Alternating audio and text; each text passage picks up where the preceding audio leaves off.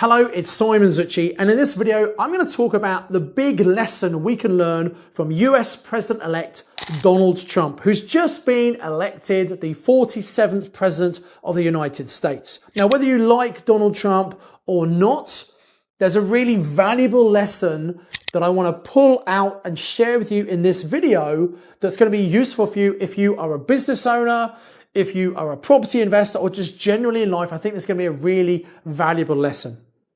So let's look at what Mr. Trump, or President Trump, has achieved. He was the 45th president, then he got voted out, and most people think, well, that's it, I'm over. But he said he was going to run again, and he's run again, and he's got a landslide election. He had some big endorsements behind him, but he's got this landslide election. And in the process, there have been a couple of assassination attempts. Prior to the election, he's been a convicted felon in America. And that's interesting, by the way, because as president, he'll be able to pardon himself, which is kind of interesting. But I don't want to get political here. This is not about whether you like him or hate him. Personally, I think he's probably going to be quite good for the American economy and business. Some other things I'm not so sure about. So I'm not making a political comment or a judgment here about him. What I am saying is there's this one thing that I think we can all learn from. And that is his persistence. I mean, you've got to be persistent to achieve what he has achieved. And actually, if you look at every successful property investor, business owner, politician, etc., they are all persistent people. They've got tenacity. They keep going when most people would have just given up. I mean, I've been teaching people how to be successful property investors for 21 years now. And over that time, I've seen so many people come and just leave the industry. So successful people are people who are just so persistent. We just hang around. We just keep on going at it.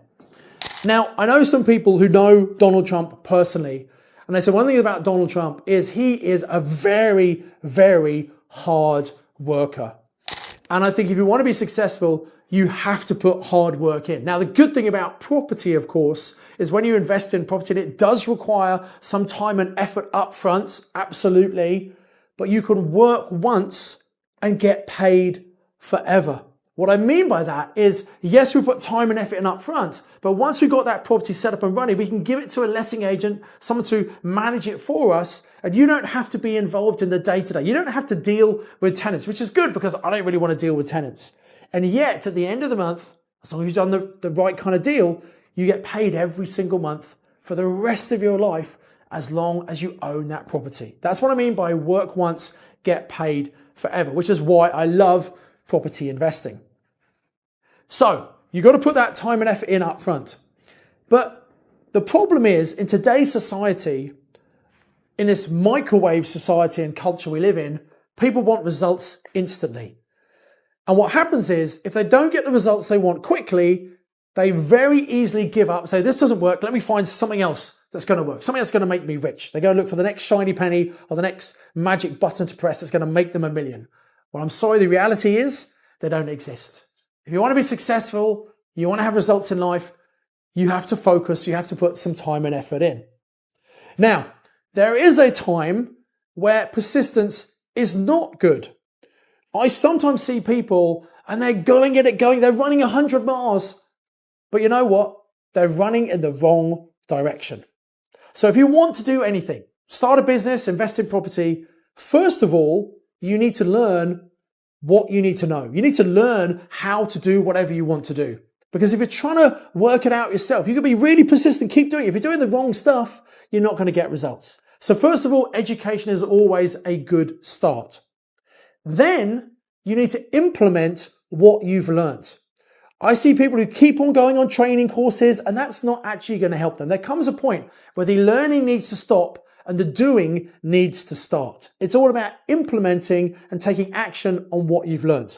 Now, that might be scary at first. You might be worried about making mistakes, but part of the learning process is actually doing experiential learning, and making mistakes is okay as long as you learn from those mistakes and you don't keep on making the same mistake. And that comes to my third point, which is once you've learned something, you start to apply it, it's really good if you get some feedback from someone more experienced than you, a coach or a mentor who can guide you and just tweak your direction slightly, can have a totally different trajectory for you in the future.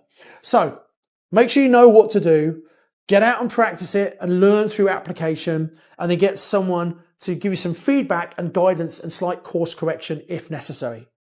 Now, the other thing you need to do, you need to understand that no is not necessarily a bad thing. And I want to make 3 points around this. First of all, when someone says no to you, don't take it personally. It's often not a reflection of you, it's a reflection of the offer you have made. And until you start making lots of offers, you're not going to learn that. And as human beings, we want people to like us. We don't want to be rejected. And that's one of the things that stops people getting out, taking action, is they don't want to be rejected.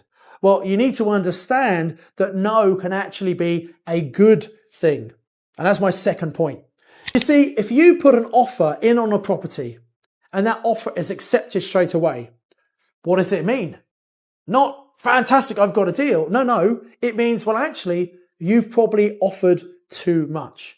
You don't want the seller to say yes at first. You want them to say no, and then you negotiate to try and find some common ground and then hopefully strike a deal. So when someone says no to you, say, okay, my offer didn't work, but what would work for you? You want them to come back to you with a counter proposal, and sometimes just a little bit of an increase, a couple of £1,000 might secure the deal. And that's really good for the seller. They've got a psychological win because they know they didn't accept this low offer. They made you come and pay more money. So it's really good for them, and hopefully it still works for you as a deal.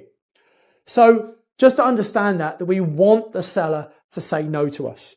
And the third point I want to make around this is when someone says no, it's not personal. First point. Secondly, we don't actually want them to accept straight away. Third point is this. No doesn't mean no, never. It just means no, not now. You see, when you're dealing with sellers, and ideally we want to work with motivated sellers, people who've got some sort of problem, and hopefully we can come up with an ethical win-win solution where we solve their problem. And if we do that, they're far more likely to give us what we want in terms of flexibility on price and or terms of the sale. So when someone comes to us and they say no, we need to recognize that maybe the offer wasn't right, or maybe they're not motivated enough yet. But all sellers become more motivated with time. What amateurs do, they make an offer, gets rejected, think, oh, they're not interested, move on to the next one. What you should be doing is you should be following up on all the offers you have made. So if you're watching this video and you're already investing in property and you've made lots of offers, one of the best things you can do right now is go back to all those people you've made offers to, even if it was 6 months or a year ago, because if they've not sold that property, they're going to be even more motivated. And the offer they rejected in the past might be suitable now, or sometimes you might even pay less than they rejected in the past because they're more motivated. So as an action from watching this video, if you've been making offers, go and revisit all those offers.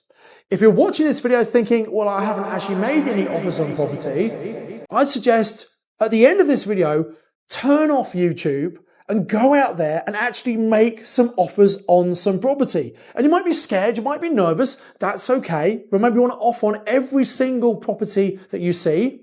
Now, obviously you don't want to buy every property and not everyone's going to say yes. And you adjust your offer according to how much you actually want that property or not.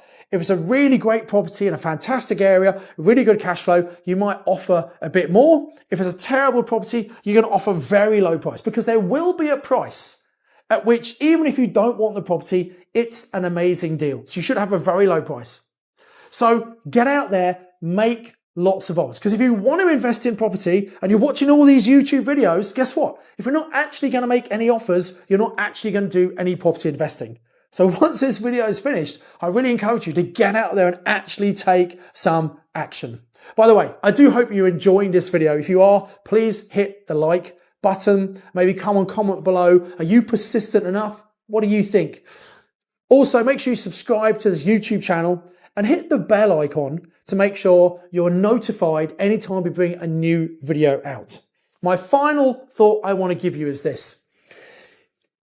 The reason that people want results instantly is that from a young age, when you've started your first job, maybe a part-time job when you're at school or college, You got into this mentality of, I put in some time and effort, and at the end of the week, I'm going to get paid. And when you get a bit older, get more established, proper job, you're paid on a monthly basis.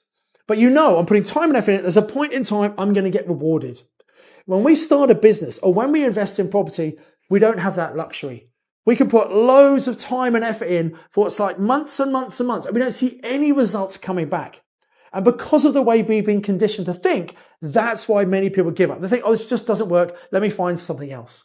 But what you need to understand is you're sowing the seeds. You're sowing these seeds of potential future deals. And as long as you keep taking action and don't give up, and you're doing the right stuff, obviously, and you're getting feedback from a coach or a mentor about that, you will eventually get results. In anything in life, the only reason you will not succeed is if you stop trying. So it's down to you now, really. What are you going to do as a result of this video? And I do hope you enjoyed it. I hope you found it inspiring, but please actually go and do something as a result of watching this video instead of hopping on to the next one. Even if it's one of mine, don't watch that. Stop the video, go and take some action. Until next time, I encourage you to invest with knowledge, invest with skill.